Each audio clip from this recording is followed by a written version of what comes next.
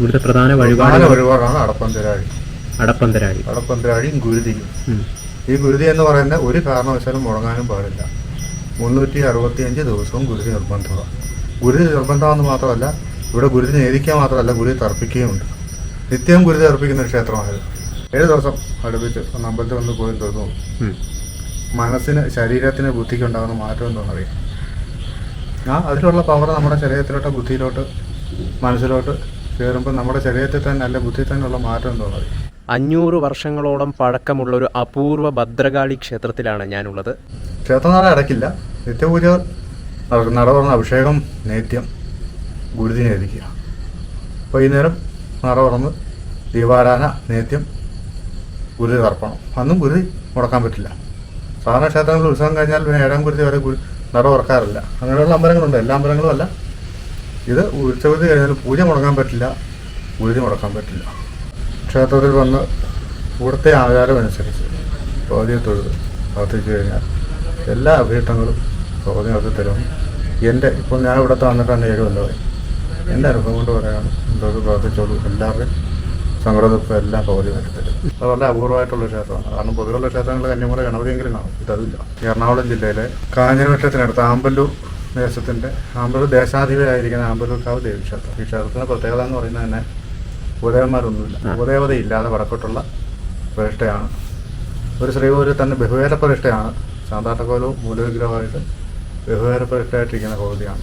ആദ്യമായിട്ട് കാലത്ത് ഭഗവതി ഇവിടെ വ്യത്യാസനം ഉണ്ടായിരുന്നു എന്നാണ് പറയപ്പെടുന്നത്. വർഷത്തിലൊരിക്കൽ അവരുടേതായിട്ടുള്ള രീതിയിൽ വ്യത്യാസനം ഉണ്ടായിരുന്നെന്നും അത് കഴിഞ്ഞ് ഇവിടെ അടുത്തുള്ള പൂക്കോട്ടുമനയിലെ നമ്പൂരി അദ്ദേഹം കൊടുങ്ങല്ലൂരമ്മയുടെ വ്യവസായമായിരുന്നു. അദ്ദേഹം ഇവിടെ വന്നപ്പോൾ ഒരു ആമ്പൽക്കുളം കണ്ടു. അല്ലെ ഇവിടെ ആമ്പൽക്കുളത്തെ കുളിയൊക്കെ കഴിഞ്ഞ് തിരിച്ചേരി കുട എടുക്കാൻ നേരത്തെ ഓറക്കുട അങ്ങോട്ട് പോകുന്നില്ല. അപ്പോൾ അദ്ദേഹം അന്നത്തെ കാലത്ത് ഇന്നത്തെ പോലല്ല, കാര്യങ്ങൾ ഗണിച്ചറിയാൻ എന്താണ് സംഭവിച്ചാൽ അറിയാമുള്ളവരാണല്ലോ അന്ന കാലത്തുള്ളവർ. ഇപ്പോൾ കൊടുങ്ങല്ലൂരമ്മയുടെ സാന്നിധ്യം ഉണ്ടെന്നാണ് അറിയുകയും ഇവിടെ ശിലയിലേക്ക് ഭഗവതിയുടെ ചൈതന്യം പ്രതിഷ്ഠിക്കുകയും ചെയ്തു. ഈ പ്രതിഷ്ഠ നടത്തി കഴിഞ്ഞാൽ എന്തെങ്കിലും ഒരു നേദ്യം നിർബന്ധമാണ്. ഇളയർത്ത് മനയിൽ ചെന്നിട്ട് എന്തെങ്കിലും നേദിക്കാൻ എന്തെങ്കിലും ഉണ്ടാവുകയില്ല. അപ്പോൾ അവിടെ അട ഉണ്ടാക്കിക്കൊണ്ടിരിക്കുന്നു. കൊണ്ടുണ്ടാക്കുന്ന ഈ ഇലയിലുണ്ടാക്കുന്ന അട അതുണ്ടാക്കിക്കൊണ്ടിരിക്കുകയാണ്. അതൊന്നും തന്നുള്ളൂ, ഒരു നേദ്യത്തിനാണെന്ന് പറഞ്ഞ് വാങ്ങിച്ചുണ്ടോ. എന്നാൽ അത് പകുതിയെ വെന്തിട്ടുണ്ടായിരുന്നുള്ളൂ. അതുകൊണ്ട് നേദിക്കും. ഇദ്ദേഹം കൊടുങ്ങല്ലൂർ ഭഗവതിയുടെ ഉപാസകനായിരുന്നു. അദ്ദേഹം മുറുക്കുന്ന സ്വഭാവമുള്ളായിരുന്നു. അദ്ദേഹം കൊടുങ്ങല്ലൂർ എന്ന് പറഞ്ഞാൽ മഞ്ഞപ്രസാദവും മുറുക്കാൻ ഉപയോഗിക്കുന്ന ചുണ്ണാമ്പും കുളത്തിൽ ചിലവെല്ലാം ചേർത്ത് ഗുരുതി ഉടനെ നേദിച്ചു.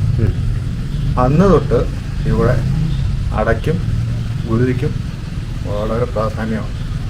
ഒരു നട്ടുച്ച ഗുരുതി കണ്ട് തൊഴാൻ പറ്റാത്തവർക്ക് 7ാം ഗുരുതി കൊണ്ട് കഴുതാനും അതിൻ്റെ ഫലം കിട്ടുമെന്നാണ് പറയപ്പെടുന്നത്. ഇവിടെ വ്യത്യാസമുള്ളത് രാവിലെ നടന്ന അഭിഷേകം, മന്ത്രനേദ്യം, അത് കഴിഞ്ഞ് ഉഷ പൂജയില്ല, ഉഷ നേദ്യം മാത്രമാണ്. വൈകുന്നേരം ദീപാരാധന, അത്താഴപ്പൂജ. സങ്കടങ്ങൾ, ഭാരങ്ങൾ എല്ലാം മാറ്റിവെക്കാനുള്ളൊരു വിശ്വാസ കേന്ദ്രമാണ് ക്ഷേത്രം. നാടിൻ്റെ ഉന്നമനത്തിനും ക്ഷേത്രങ്ങൾ നല്ലതാണ്. ക്ഷേത്രം എന്ന് പറഞ്ഞ അർത്ഥം എന്തുവാ? ത്രയദേവി ക്ഷേത്ര. അതെ, ക്ഷേത്രങ്ങളെ ത്രാണനം ചെയ്യുന്നത്, നശീകരണം ഇല്ലാതെ മുന്നോട്ട് പോകാൻ സാധിക്കുന്നതാണ് ക്ഷേത്രം എന്നത്. കൂടുതൽ വാർത്തകളും വിശേഷങ്ങളും നിങ്ങളിലേക്ക് എത്താൻ ABC മലയാളം സബ്സ്ക്രൈബ് ചെയ്യുക, ബെൽ ബട്ടണും അമർത്തുക.